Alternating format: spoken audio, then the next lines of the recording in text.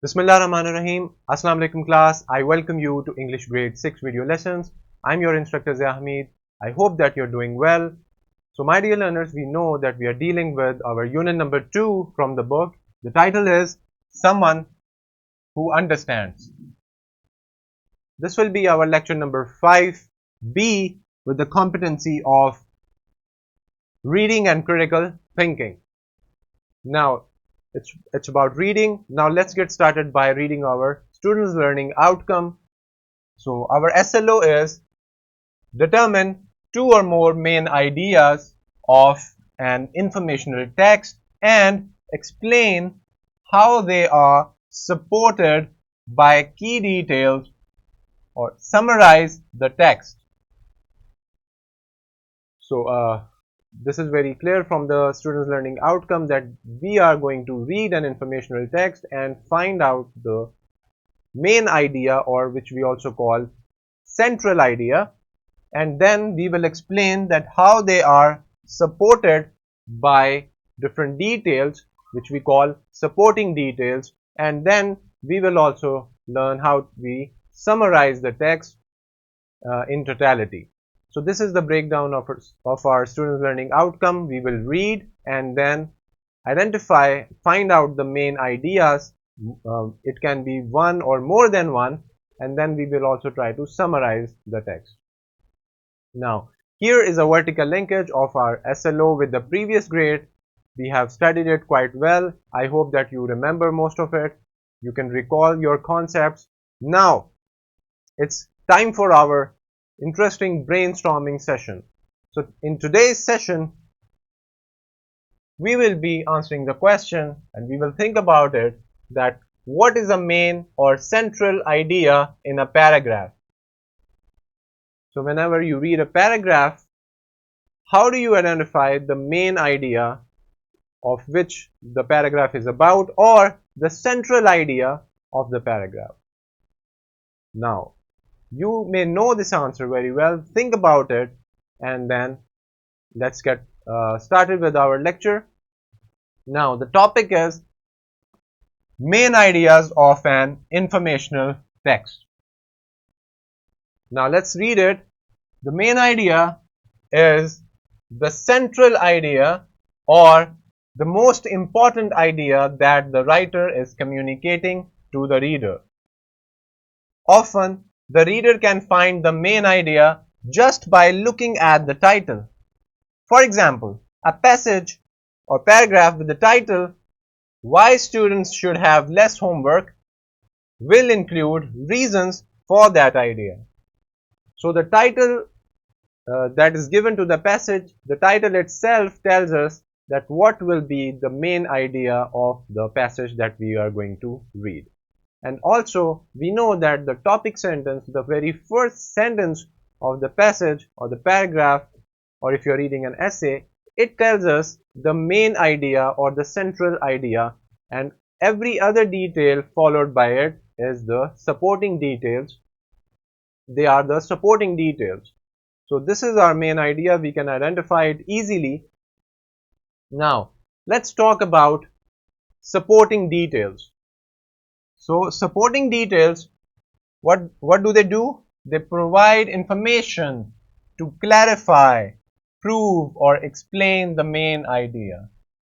So the supporting details are also clarifying us more about the main idea of which the passage or paragraph or the essay is about. So through the supporting details, we will learn more about the main idea.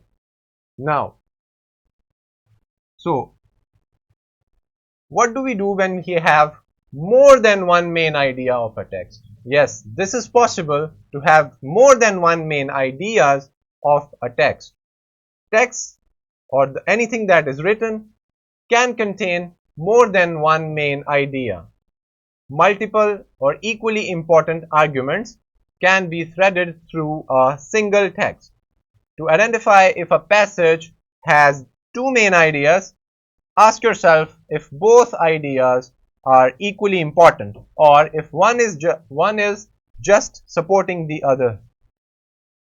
So now, in case when we have more than one ideas, now we will see them and balance them if they are both equal in their importance or one is just supporting the first main idea, the main idea itself. So we find these details in the supporting details. Now let's talk about the informative text. So an informative text is a non-fiction writing used to provide information about a particular topic. Remember, dear students, this is a non-fiction text or non-fiction writing, and it is used to provide information about a particular topic. It can be any topic. The purpose of an informative text is to inform the reader about a specific topic or event. We can find examples of informative texts in magazines, newspapers, encyclopedias, biographies, or instruction manuals. Some characteristics are: it offers data and descriptions of phenomena or details about a fact. It uses an objective and clear language. So, informative texts provide us information, and they are mostly of non-fiction writing, non-fiction genre of literature or the text. And we also learned that it offers data and descriptions of phenomena or details about a fact or the main idea that is under discussion or the topic. Now, this is all about our informative text or informational text, and we have learned 2 or 3 things in it. You can revise them, pause the video, and you can take notes and reread this passage again. Now, let's take an example from your book. This is from your page number 16. I hope that you have your books with you. Now, if we put ourselves in another person's shoe, we are often more sensitive to what that person is experiencing and are less likely to tease or bully them. Our religion, Islam, also tells us to be compassionate and gentle towards others. It also encourages us to treat animals with care, respect, and empathy because they are also part of Allah's creation and deserve to be treated with kindness. They cannot express their feelings and help themselves. Our Hazrat Muhammad sallallahu alaihi wasallam said, "He who is not merciful to others will not be treated mercifully." From Sahih al-Bukhari, Book 73, Hadith 42. Now, I hope that you have read this part of the lesson, and now let's talk about the main ideas. After reading this lesson, what do you conclude first? What are the main ideas that you get? Yes, this is about empathy, feeling for others. Toward others, it reduces teasing and bullying as encouraged by Islam, which advocates for compassion and gentleness. So this was one idea, and Islam teaches that animals as part of Allah's creation should be treated with care and respect, emphasizing mercy towards all living beings. So after reading the passage thoroughly, we came to the conclusion that these are the 2 main ideas that we can clearly see while we are reading it, that the main idea is these 2 points that you have just read with me. Now, here is a pre-reading from your book. How do you feel when you see a disabled person? Now let's read it together. This is from page 15. A farmer lived in a small village. He had a cat named Mano. He loved her very much. The bond he had with Mano was priceless. He considered himself very lucky to have an extraordinarily bright and enthusiastic cat like Mano. Mano also had kittens. The farmer, being poor, had to sell the kittens due to their valuable breed, which would bring him lots of money. However, he also desired loving owners for the kittens who could provide them with the same affection he had for his own cat, Mano. He painted a signboard advertising the 4 kittens and set about nailing it to a post on the edge of his yard. As he was driving the last nail into the post, he felt a tug on his overalls. A little boy was standing near him with an innocent look on his face. The farmer looked into the eyes of the little boy and asked him his purpose to come. "Mister," he said, "I want to buy one of your kittens." "Well," said the farmer as he rubbed the sweat off the back of his neck, "these kittens are of a rare species and are very expensive to buy. I do not think you will be able to buy a kitten. I want to sell these kittens to the rich people who can take good care of them." The boy dropped his hat down for a moment, then reaching deep into his pocket, he pulled out a handful of change, held it up to the farmer and said, "I've got 39 rupees. Is it enough to buy one of the kittens?" "No, my dear child, this amount is not enough to buy a kitten," said the farmer. The boy with the sad face said, "If I cannot buy a kitten, can I just have a look at them? Is 39 rupees enough to take a look at the kittens?" "Sure," said the farmer, and with that he let out a whistle. "Here, Mano," he called. After hearing her master's whistle, Mano ran down the ramp from the cat house, followed by 4 little balls of fur. The little boy was amazed to see Mano and her kittens. The boy's face lit up with joy when he saw the tiny kittens playing.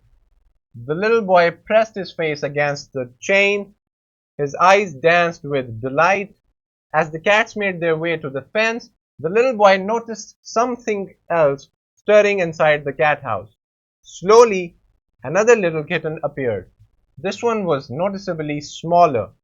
Down the ramp it slid. Then, in a somewhat awkward manner, the little kitten began hobbling toward the others, doing its best to catch up. Now, we have read this lesson thoroughly. Let's talk about, let's first watch the simulation video. If you like, you can watch it later. Now let's see why we read this lesson. We read this to answer these critical questions. Now, the question is, why disabled people should be treated with kindness and love, and what was the cat's name? So you can answer these questions if you have thoroughly read the lesson. Here is your worksheet that you can solve. I request the fellow teachers to distribute these worksheets among the students for their better understanding and their practice. For your homework, you have to analyze the story that we just read together about the cat and the owner. It was about empathy.